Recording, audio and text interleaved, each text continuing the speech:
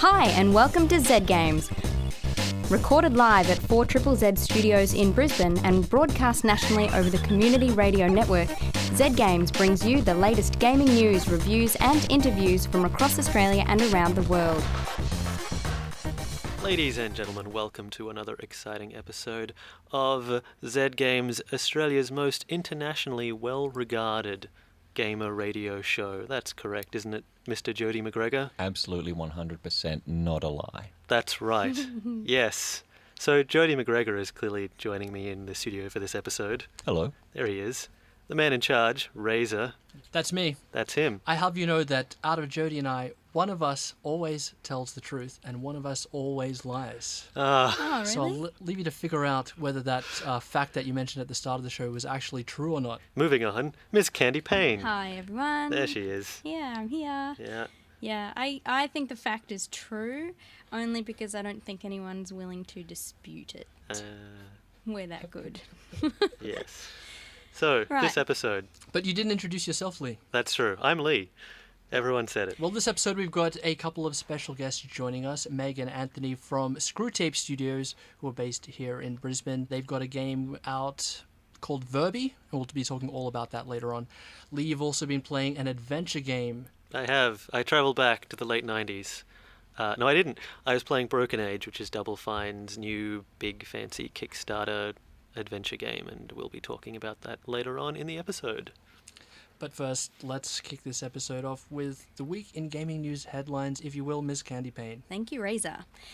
Microsoft has purchased the Gears of War franchise from Epic Games, ensuring that the blockbuster series remains exclusive to Xbox. Shortly after this announcement, Microsoft revealed that the series will now be in the hands of Black Tusk Studios, with the team at Epic serving as series consultants. This follows on from news last week that Cliff Bleszinski, design director at Epic, has left the studio.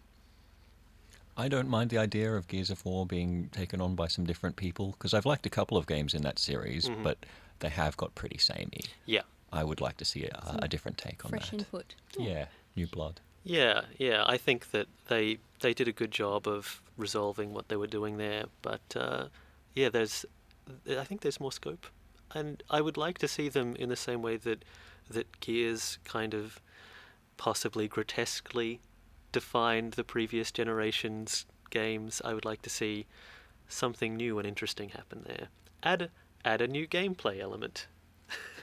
Just keep the roadie run. Oh, and yeah. It'll still be Gears of War. Yeah, exactly. Candy Crush saga makers King.com has responded to backlash over their decision to take action against developers using the word candy or saga in the titles of their games. A statement from the company read, "There is nothing unusual about trademarking a common word for specific uses. We're just trying to prevent others from creating games that unfairly capitalise on our success." An indie studio who created a game called Scamperghost has accused King.com of employing another studio to clone their game after a business deal fell through. King.com have since taken the game offline. The saga continues. Oh, doesn't it just?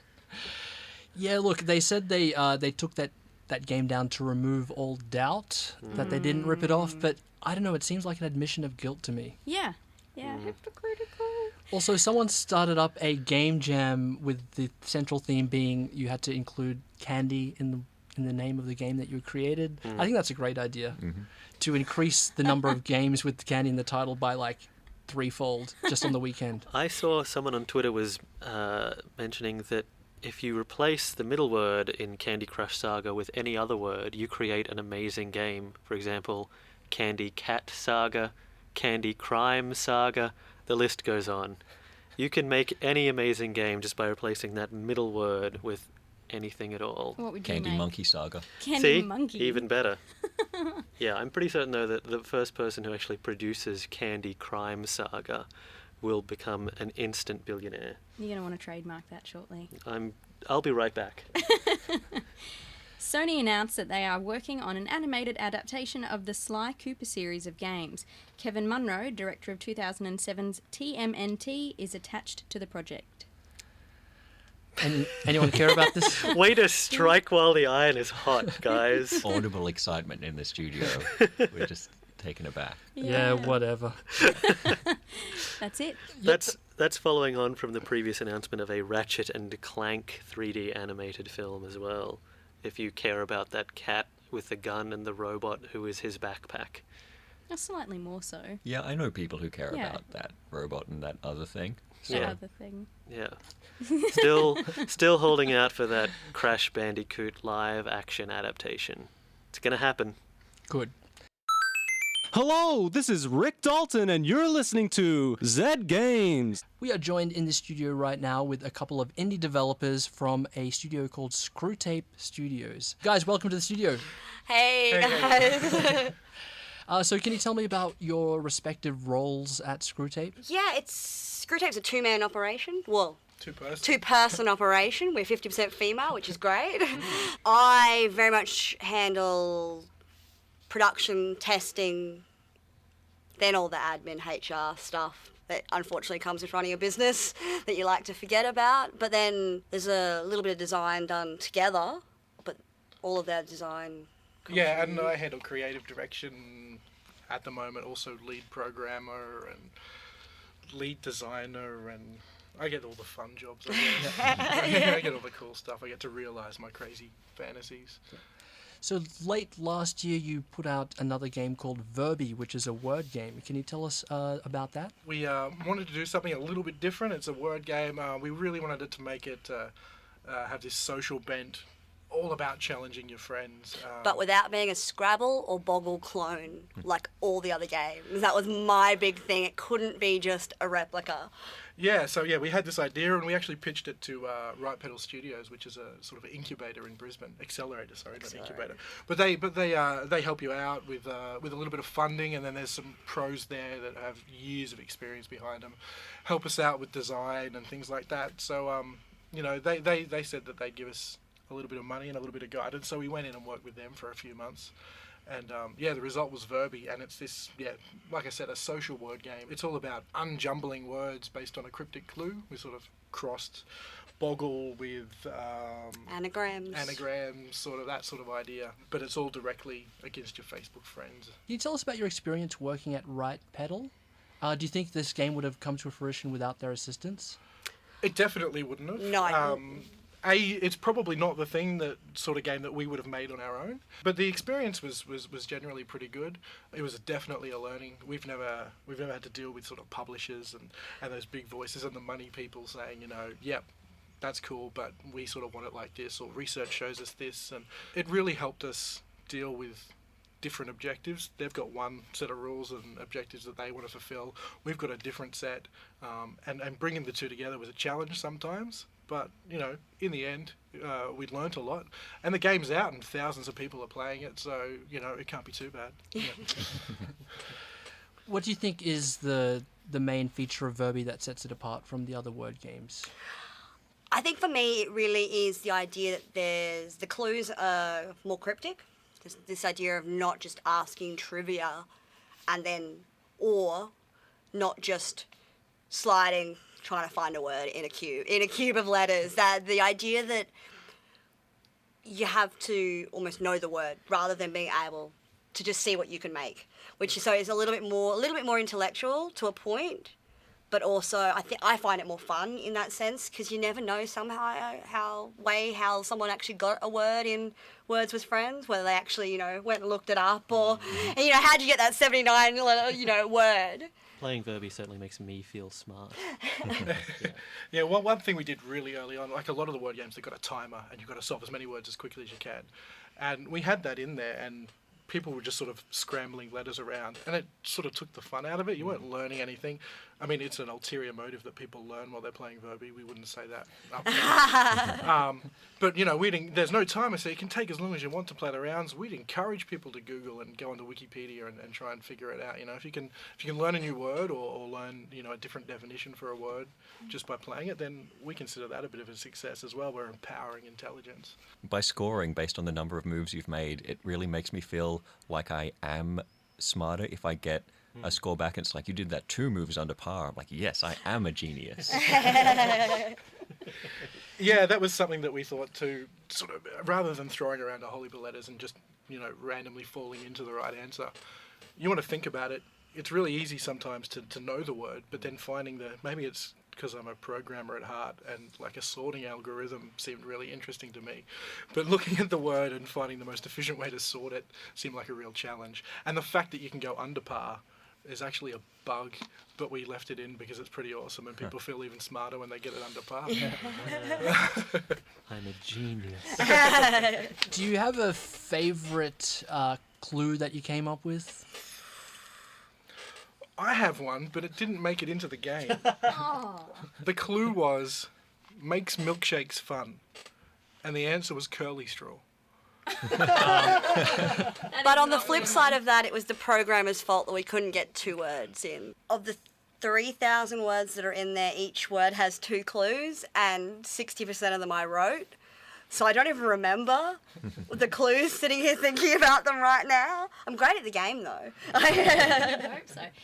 Did you guys just constantly have a dictionary or thesaurus by your side the whole time whilst making this? I went and bought a crossword book, Oh, a good. crossword dictionary. So it break down everything in the word, in how many letters each word was, and definitions, and so having the clues there as well made it really, really interesting. We're chatting with Megan Anthony from a local developer called Screwtape Studios, and you're listening to Z Games. Hello and welcome back to Z Games. We have 2 local developers in the studio, Meg and Anthony from Screwtape Studios, who have a new game out called Verby, which is a word game they developed with the help of Right Pedal. When you were at Right Pedal being helped out, did you also help out other people with games they were working on? Yeah, we sat really close to each other. It was a really sort of tight little group.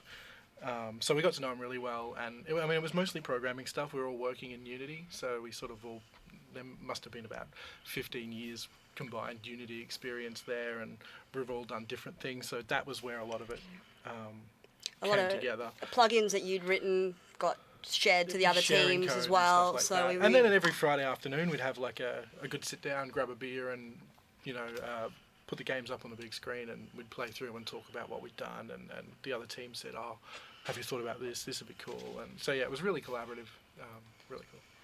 Anthony, I caught you at a indie game developer symposium a while ago, and you were up on a milk crate delivering priceless advice to aspiring indie developers. What have you learnt during the creation process of Verby?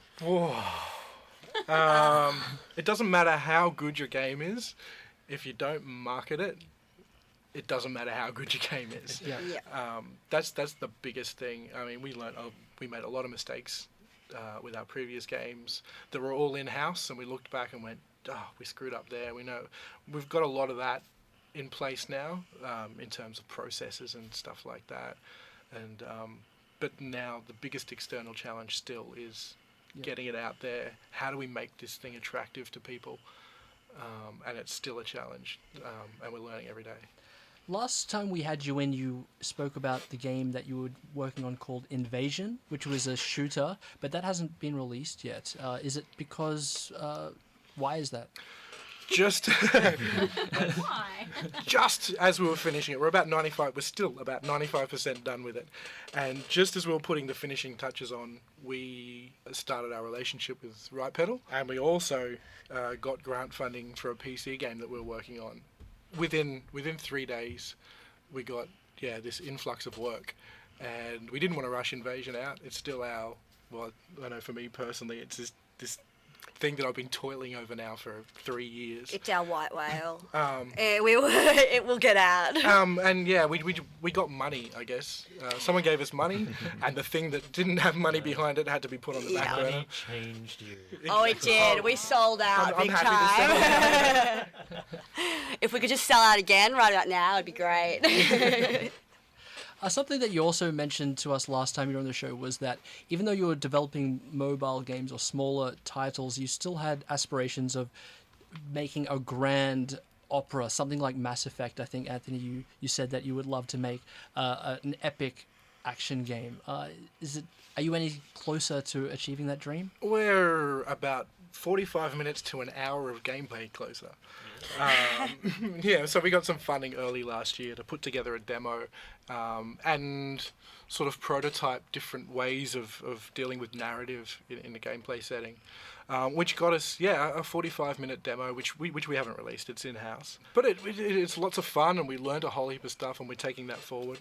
And we're chipping away at that game, but it's going to be an expensive game to make. I have no illusions that we're going to make Mass Effect with a team of 2 or 3 or 6 like we are when we're in full production mode. That's probably a couple of years away. But if we can make something indie, along the same lines as a Braid or a Limbo, that's sort of where we're aiming at. As you can tell, our expectations of ourselves in the last year have narrowed quite a bit. We're now looking a little bit more realistically, probably at the big game we want to make.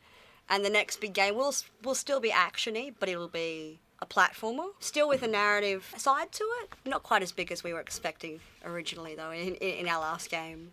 Well, we're making a platformer, and the idea is that we want to take the soul of a twin-stick shooter and put it into the body of a platformer, something sort of quite fast-paced, lots of noise, lots of graphics on the screen, lots of visuals, really sort of high-paced, and it's got robots versus vampires. And we're going to let people make their own levels, and that's the surface, the gist of it. And it sounds over the top, but we think it'll be fun. It's really sort of simple concept. We'll get into the action, get into the fun. It'll be all about the gameplay, but with robots and vampires. So you jumping to PC for this, or is this another mobile? This will be PC. This will be PC. The mobile market for us, I see it, I appreciate it. To be able to move as fast as you need to move, our team just isn't big enough to be able to develop the style that everyone else is now developing with the really quick turnaround of updates. A small team and a small indie team, you're just never going to make. A, your money back, and B, you're going to churn around on games that you may not necessarily be in love with because you had such a constraint on mobile.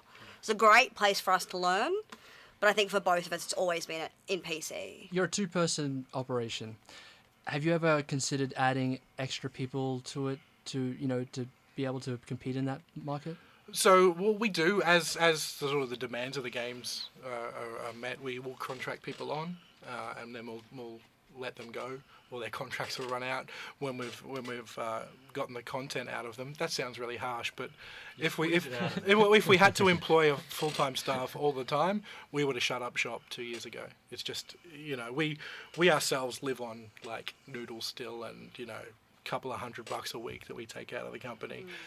And at the start we asked a couple of people to do that, and they did that for a little bit, but then they died and funeral costs and all that sort of stuff. It's hard to ask somebody else to give up everything for no money on our dream. We still are looking for people, and we've found people as we've gone along that share the same sort of dream and drive. But it's about finding a project at the right time and getting them on at the right time as well. People keep having to go back to work as well, so you miss them at the right time. So we've always thought about bringing on especially an art person, because neither of us are probably the most artistic drawing-wise, but we make it work, and while we can make it work, the money's just not there for anything else. Yeah, we put it up. At the start, we don't have money for a long time, but we've got enough money to get the job done. And people seem really cool with that. As long as you're open and honest and people are expecting to not have a job in 6 months, it's all good. We're speaking to Meg and Anthony from Screwtape Studios. We're going to hear some music now. You're listening to Z Games. So you said that you were about to drop an update for Verby. Can you tell us what is included in that? Yeah, so we've got a few hundred more words to solve. This time they're all focused on film and TV. So we've got movie names and TV show titles and, little bits of trivia. What's the name of the cafe in Seinfeld or stuff like that, And so it's going to be a little bit harder, but it'll be for the movie buffs. And then, if it's received really well, we'll look at going further and, geography or politics or history and stuff like that, and try and branch out. And then also the other half that we're putting in right now is sort of statistics, really about tracking yourself and comparing how well you did yesterday to today and how many words you've solved, and a leveling system. Well, Verby is available for the iOS store And Android. and for Android, and it's free, right? Yes. It is. And I suppose before we go, we better plug the other game that's out from Right Pedal Studios, Dragon Season. Yeah, they're... Grab Dragon Season, because that's a really awesome game. It's heaps of fun. Actually, we're having those guys on the show next week. There you go. Well, I'll awesome. take my plug back, and I'll let them do all the work. or tell them to plug us back. Awesome. Megan, Anthony, thanks so much for joining us on the show today. Thank you for having us, guys. And best of luck with Verby and for your upcoming Epic project as well. All right, you're listening to Zed Games. Next up, Lee's going to be talking to us all about adventure game Broken Age. Yes, nearly screwed that up. Hello and welcome back to Zed Games. Now, Lee, you have been playing a game called Broken Age, Tim Schafer's new adventure game, which you got early, right? Because you were a backer on Kickstarter? No, I got early because I'm a games journalist. No, Really. I'm a really? professional at this, and people send us games. So the plebs, we can buy it today, right? That's right, yes. Yeah, okay. It just got released on Steam for various devices. I think there's going to be an iOS release some ways down the line. But yeah, if you're interested in purchasing a copy of Broken Age, you can do so today. It's a point-and-click adventure game from Tim Schafer, which you mentioned. And Tim Schafer is interesting because his company Double Fine they're not tiny anymore. They're an indie company that have had a number of weird little arty hits and a couple of strange failures. But Tim was one of the original designers at LucasArts who worked on Monkey Island and that series, and then was the lead designer for Day of the Tentacle and Full Throttle. And so he's sort of, he's a known quantity when it comes to the point-and-click adventure game. But when he got out of that business, that's kind of when that genre disappeared as well. So the idea behind this Kickstarter project was that they were going to make a classic point-and-click adventure game. They're going to see, just whether there was any interest in doing that, and they're asking for $400,000 initially, and they got that within a day and ended up with $3 million.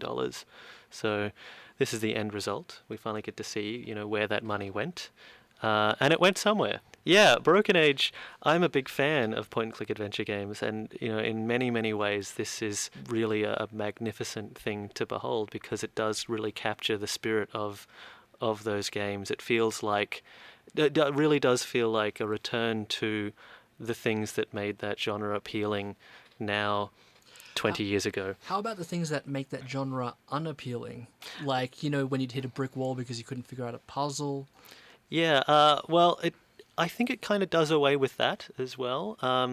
So if your problem is that you don't know how to solve puzzles, then this game is for you, because you bring up my issue with it, and maybe it's because playing those classic games has warped my mind, and that is true.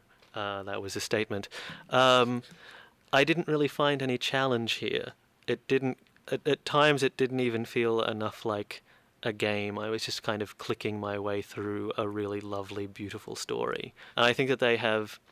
There's some simplification to the way that their interface works, because clearly they're designing for touch. And so you don't have a separate look command, for example. Everything you do is your single touch, which is either, look at and observe, and comment on something because it's peripheral, or use it because it's the thing that you have to use to continue the game. Yeah, I remember playing Day of the Tentacle. You had about 9 or 10 different commands that you had to use to interact with outside objects. Yeah, so the old games, when they went from a complete text parser, they went to the SCUM interface, which had various verbs there, and that's definitely overkill. But I feel like by getting rid of the ability to simply look at things, they've sort of stripped out any kind of additional depth. There's no real way to just sort of wander around and be a part of the world. You're always pursuing this story, and maybe that changes the pace a bit, and that maybe works to their advantage. But we should actually talk about, it's a story game, so I might want to talk about the things that are quite excellent about this. It really is. It's a gorgeous game just to look at and to to listen to. It has a wonderful sort of hand-painted look. It really looks like a storybook, and they have an incredible voice cast who's in there. Jack Black is playing a very, very quiet man, which is fun. Elijah Wood's in there. Elijah Wood is one of the lead characters. He is excellent. And who else? Will Wheaton is hiding in there, playing a character who you assume at first is a lumberjack, and then you slowly realise that he's actually just a hipster. Okay. He's That's just genius. yeah. Cool. It's great. So who's the main characters? There are two main characters. One of them is played by Elijah Wood, and he is a guy who is trapped on a spaceship that is acting as an overprotective mother, and is sending him on these fake safe adventures every day where he has to rescue yarn creatures from an avalanche of ice cream, things like that. He's given these missions every day, and he can't stand it any longer. But there's nothing that he can do about it, because this overprotective spaceship is making sure that nothing can ever happen to him. It's keeping him safe to the point of driving him to suicide. And so that story is all about him kind of breaking away from his parents and finding his own identity. The other story, you play a young woman going through a coming-of-age ceremony where all the young women of the village dress up annually in order to try to attract a giant monster, which the young maidens are sacrificed to, called Mog Chothra. And she decides that that's kind of ridiculous, and this old ritual that they have is absurd, and so she's trying to break with tradition and find her own way. So the whole thing, there's obviously a lot of interesting themes about adolescence and finding your own sense of self by defying your parents, and all of that stuff reads really well. Like, it's just the emotional weight behind that is wonderful and has that real Schafer-like quality. Dave the Tentacle resonated with me because of its three protagonists. You had Bernard, Laverne, and Hoagie. Yes. Laverne is stuck in the future, Hoagie is stuck in the past, and Bernard is stuck in the present, and a lot of the puzzles had to do with their interactions, like sending items back into the past to age them and so forth. Is there any, with the dual characters here, is there any play like that? See, that's one of the disappointments with it, because one of the genius of Day of the Tentacle was that you had three protagonists, and the puzzles occurred across time, and you would have to send things through and then grab them after they'd aged for 100 years, and then do things with them in the future. But you don't get that interaction here. The two characters, their stories do eventually come together in a way that is quite exciting, but you're not actually, solving puzzles across the two storylines, and it kind of feels to me like, and maybe it's going to change, because one of the important parts about this is that this game is split in half. And this is the first half that ends on a cliffhanger, and then they've kind of released it early on Steam so that they're hoping to gain more funds to be able to finish the rest of it, and who knows how that's going to work out. It might be that the stories do start to cross over the twin narratives in the second half, but certainly there's none of that in the first bit, and it feels like a little bit of a lost opportunity. I think fans of adventure games are going to get this game anyway, like fans of those old LucasArts games, but could you recommend it to someone who has had no experience with the genre? Yeah, I think so. It is something that I would recommend to people who, haven't really played these, because it doesn't have that... It's not fiendish in a way that a lot of them were. It's quite good at signposting the solutions. I don't think I got stuck once, and then I walked away and I came back and I had a solution. And I think most people will find that it's quite logical, but still fairly rewarding. And it really is all about being able to interact with these wonderfully written and voiced characters, and traveling to these incredibly gorgeous, lush locations and seeing things that you've not really seen before. I think it's gonna play really, really well on iOS when it comes out. I don't know how well it will sell, but to be able to sit down, on a couch with a touchscreen and just have this living storybook that just plays out in front of you, I think is quite a delightful thing to do. Well, thank you very much for that review of Broken Age. which is available now on Steam for the PC. And that'll bring us to the end of this episode of Zed Games. Thanks very much for listening, guys. If you want more information about the show, head to our Facebook. We're at ZGamesAU. And you can also check out our blog, which is zgamesau.net. Thanks for listening. This has been Zed Games, recorded live in Brisbane on 4ZZZ and heard nationally thanks to the Community Radio Network. For more information on the show and to join the Zed Games community, head to our website, zgamesau.net. That's spelt Z-E-D, or send us an email at contact@zgamesau.net. You can also find us on Facebook and Twitter. Zed Games is produced with the assistance of the Community Broadcasting Foundation.